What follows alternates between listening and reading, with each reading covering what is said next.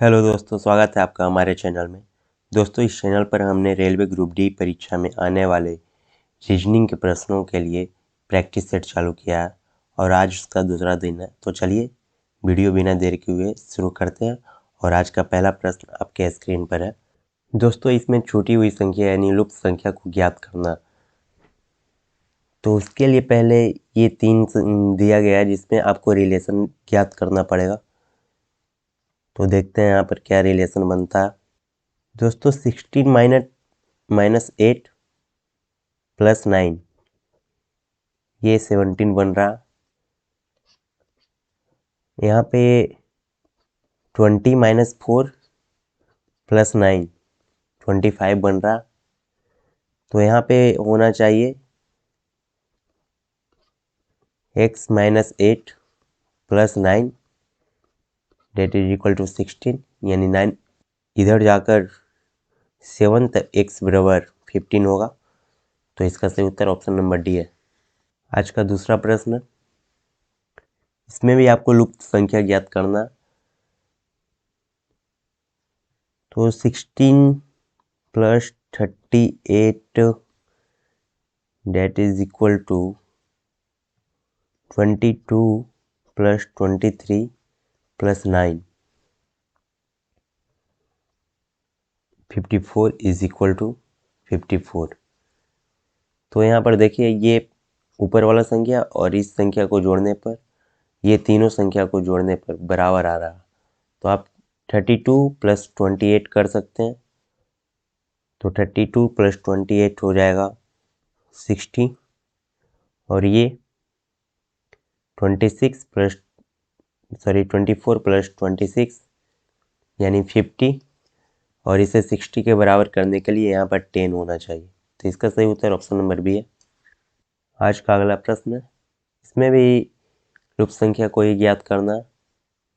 यहाँ पर एक रिलेशन दिख रहा, 14 इंटू 6 84, और यहाँ पर फिर 10 इंटू 4 40, उसी तरह 12 इंटू 5 60, और उसी तरह यहाँ पर फिर होना चाहिए 16 इंटू 3 जो कि होगा 48, यानी इसका सही उत्तर ऑप्शन नंबर बी है। आज का अगला प्रश्न है, ये कोडिंग डिकोडिंग का सवाल है।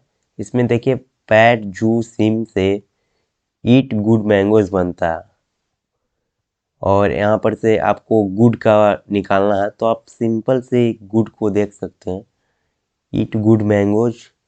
देखिए, इन दोनों में गुड कॉमन है, केवल एक ही कॉमन है, वो है गुड। और इसका कोडिंग ये है, और इसका कोडिंग ये है। तो इन दोनों में जो भी कॉमन है वही होगा आपका आंसर। तो इन दोनों में कॉमन बस एक ही है, जू।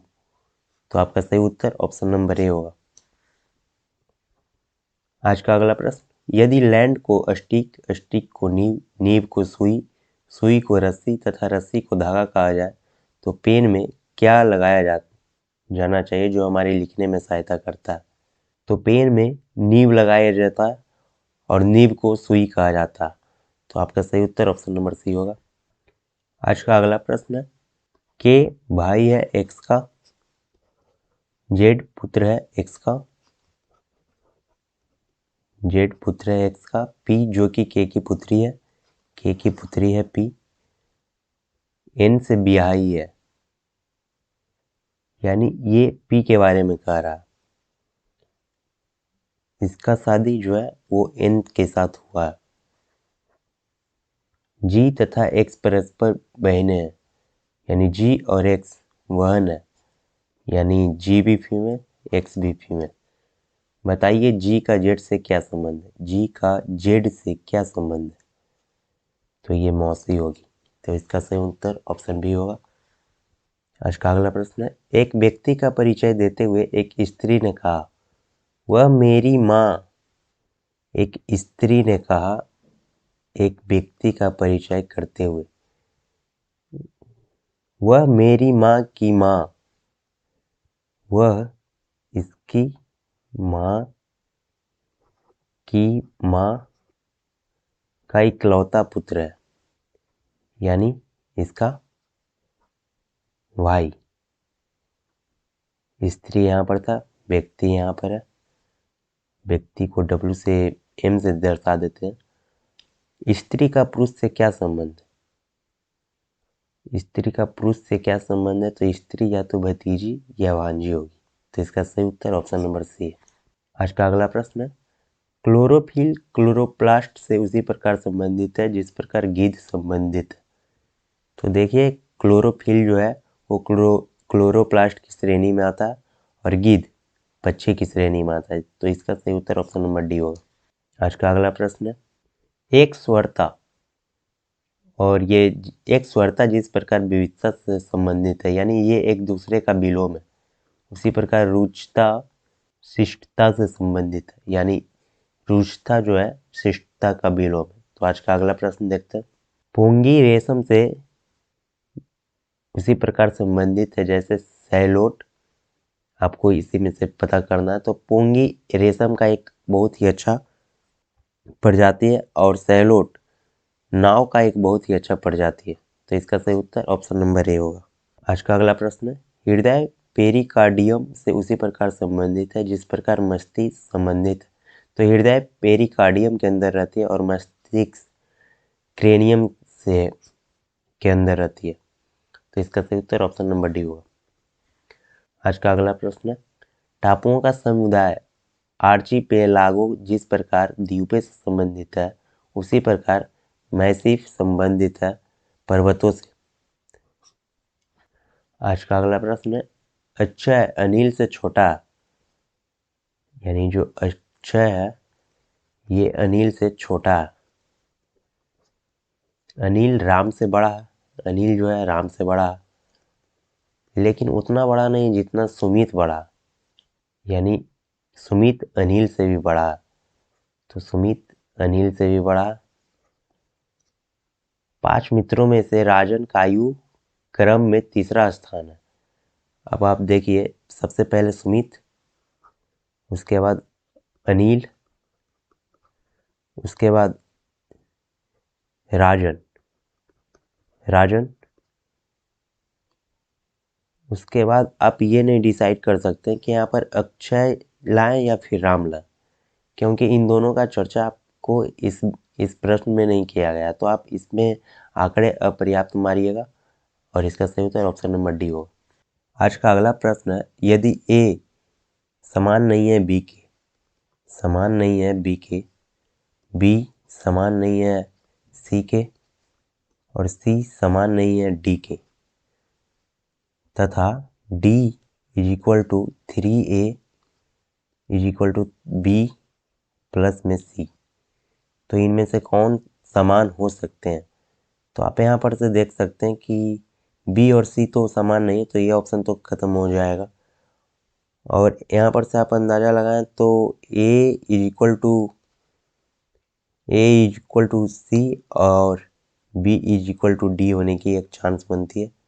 तो आप यहाँ पर से चेक कर सकते हैं कि D is not equal to A, यहाँ पर से तो आपको पता चल जाएगा यहाँ पर से कि डी ए के बराबर नहीं है, तो ये ऑप्शन भी साइड हो जाएगा।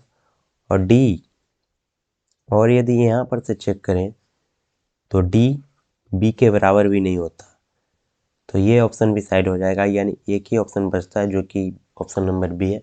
तो ये आपका सही उत्तर होगा। आज का अगला प्रश्न है, आयत पुरुषों को प्रदर्शित करता है, त्रिभुज शिक्षित को प्रदर्शित करता है, वृत्त शहरी को प्रदर्शित करता है, वर्ग सरकारी नौकरों को प्रदर्शित करता है। निम्नलिखित में से कौन स्त्री शहर में रहने वाली तथा सरकारी नौकर भी है? तो चलिए देखते हैं। स्त्री जो आयत में अब नहीं होना चाहिए क्योंकि आयत पुरुष को प्रदर्शित करता, तो ये हम इसके अंदर जितना भी है वो तो नहीं हो जाएगा। और शहर में रहने वाली, शहर वृत्त जो प्रदर्शित करता, तो यही पर ऑप्शन बन रहा। तथा सरकारी नौकर भी है, सरकारी नौकर वर्ग, तो वर्ग के अंदर भी होना चाहिए, तो यानी ये ऑप्शन नंबर सी। आज का अगला प्रश्न, निम्नलिखित में से कौन सा पुरुष शहरी के साथ साथ सरकारी नौकर है लेकिन शिक्षित नहीं है? शिक्षित नहीं कह रहा है तो त्रिभुज से तो बाहर होना चाहिए, त्रिभुज से बाहर होना चाहिए, यानी त्रिभुज से बाहर इसमें नहीं होना चाहिए। और पुरुष होना चाहिए, यानी ये वाला भी आप ऑप्शन साइड कर सकते हैं। और बच गया, आप देखिए तो पुरुष शहरी के साथ साथ, शहरी शहरी वृत्त को प्रदर्शित करता है, यानी बच गया बस ये दोनों आपके पास। और सरकारी नौकर, वर्ग सरकारी नौकर को प्रदर्शित करता है, यानी केवल ऑप्शन नंबर 6, सॉरी केवल आंसर होगा आपका 6, यानी ऑप्शन नंबर सी। आज का अगला प्रश्न, निम्नलिखित में से कौन केवल सरकारी नौकर है? केवल सरकारी नौकर है, लेकिन न तो वह पुरुष है और न ही शहरी एवं अशिक्षित है, यानी सरकारी नौकर वो भी केवल। तो आप यहाँ पर देख सकते हैं जो कि ये एरिया है, इसमें क्या है 7, यही आपका सही उत्तर हो जाएगा। तो ऑप्शन नंबर ए आपका सही उत्तर है। आज का अगला प्रश्न, मेरा जन्म अगस्त 11 को हुआ, मोहन मुझसे 11 दिन छोटा है। 11 दिन छोटा यानी उसका जन्म कब हुआ होगा? मोहन का जन्म हुआ होगा 11 अगस्त प्लस 11 दिन, क्योंकि 11 दिन छोटा यानी 22 अगस्त को।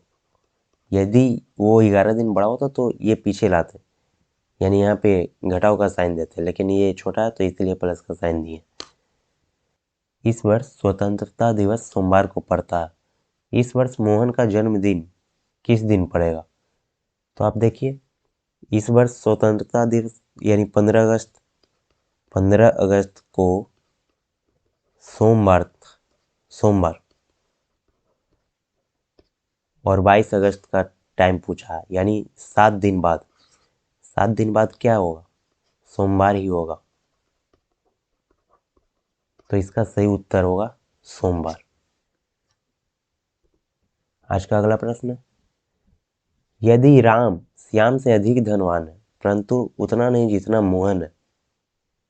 यदि राम जो है ज़्यादा धनवान है किससे? श्याम से, लेकिन उतना नहीं जितना मोहन है, यानी मोहन सबसे ज़्यादा धनवान है। तो श्याम है, तो श्याम के बारे में पूछ रहा, मोहन से धनवान, सॉरी रमेश से निर्धन, ये रमेश का तो कोई चर्चा ही नहीं, तो ये गलत। मोहन से धनवान नहीं है तो ये भी गलत। मोहन से निर्धन, राम से धनवान नहीं है, मोहन से निर्धन जरूर है। तो इसका सही उत्तर ऑप्शन नंबर सी। आज का अगला प्रश्न देखते हैं, दो संख्याओं का औसत 7.5 है और उनका अंतर 7.5 है। छोटी संख्या होगी, एक बड़ी संख्या होगी, मान लेते हैं कि माना बड़ी संख्या x है, वहीं छोटी संख्या y है। तो इन दोनों का औसत यानी x प्लस y में 2 that is equal to 7.5, x plus y 15, पहला इक्वेशन। अगला x minus y that is equal to 7.5, ये है दूसरा इक्वेशन। तो पहला और दूसरे इक्वेशन से आप चेक कर सकते हैं कि छोटी संख्या पूछा है, यानी y का मान ज्ञात करना है। तो y का मान ज्ञात करने के लिए आप पहले इक्वेशन में से दूसरे इक्वेशन को घटा दीजिए, तो आपके पास आ जाएगा 2y is equal to 7.5, y बराबर 3.75। इसका सही उत्तर ऑप्शन नंबर ए होगा। आज का अगला प्रश्न है, लेडी को कूट भाषा में 11-0-3-24, यानी L जिसका अल्फ़ाबेट में नंबर आता है 12, उसमें से एक घटाया और 11 लिखा। A जिसका एक, उसमें से एक घटाया और 0, इसी तरह आगे भी कर रहा है। तो मैन को कूट भाषा में क्या लिखेंगे? मैन को M का संख्या आता है 13, उसमें से एक घटाएंगे यानी 12, A का 1 यानी 0, N का 14 यानी एक घटाएंगे तो 13 हो जाएगा, तो 12 0 13 यानी ऑप्शन नंबर बी। आज का अगला प्रश्न मिसिंग नंबर है। यहाँ पर देखिए 3 को आप क्या लिख सकते हैं, 1 का क्यूब प्लस में 2। 10 को आप क्या लिख सकते हैं, 2 का क्यूब प्लस में 2। उसी तरह 29 को 3 का क्यूब प्लस में 2। उसी तरह 66 को 4 का क्यूब प्लस में 2। उसी तरह अगला यानी 5 का क्यूब प्लस में 2 यानी 1 2 7। इसका सही उत्तर होगा ऑप्शन नंबर सी। आज का अगला प्रश्न है, इसमें भी आपको मिसिंग नंबर ही ज्ञात करना है। इसमें देखिए एडिशन का प्रॉपर्टी लग रहा है, जिसमें 2 6 12 20 30 है। तो 2 में +4 किए, फिर +6 किए, फिर +8, फिर +10, उसी तरह आगे +12 करेंगे तो आ जाएगा 42, ऑप्शन नंबर ए। आज का अगला प्रश्न, इसमें आप देखिए 9 इसका रिलेशन चेक करें तो ये आप निकाल सकते हैं। तो देखिए 9 × 4 यानी 36 माइनस में 4 ही करें तो आ जाएगा 32। उसी तरह आगे चेक करते हैं 15 × 5 माइनस 5 तो 70। उसी तरह आगे 19 × 3 माइनस 3 यानी 54। इसका सही उत्तर होगा ऑप्शन नंबर सी। आज का आखिरी प्रश्न है, ए बी सी डी और ई किसी ढेर में एक दूसरे के ऊपर पड़े, यदि यानी कितना है 5, 1 2 3 4 5। यदि ए बी के ऊपर है, यदि ए ऊपर है किससे, बी के, सी डी के ऊपर परंतु ई के नीचे। सी डी के तो ऊपर है, सी जो है डी के तो ऊपर है लेकिन ई के नीचे है, और डी ए के ऊपर है, डी ए के ऊपर है। यानी आप इसको बहुत ही आसानी से फिट कर सकते हैं। यदि यहाँ पर बी लिखी तो यहाँ पर ए, यहाँ पर डी सी और ई, तो बीच में कौन सा होगा, तो बीच में डी होगा, ऑप्शन नंबर सी। तो उम्मीद करते हैं आपको ये वीडियो अच्छी लगी होगी। अगर अच्छी लगी है तो हमारे चैनल को सब्सक्राइब करिए और इसी तरह का प्रैक्टिस सेट बनाने के लिए हमसे जुड़े रहिए। धन्यवाद।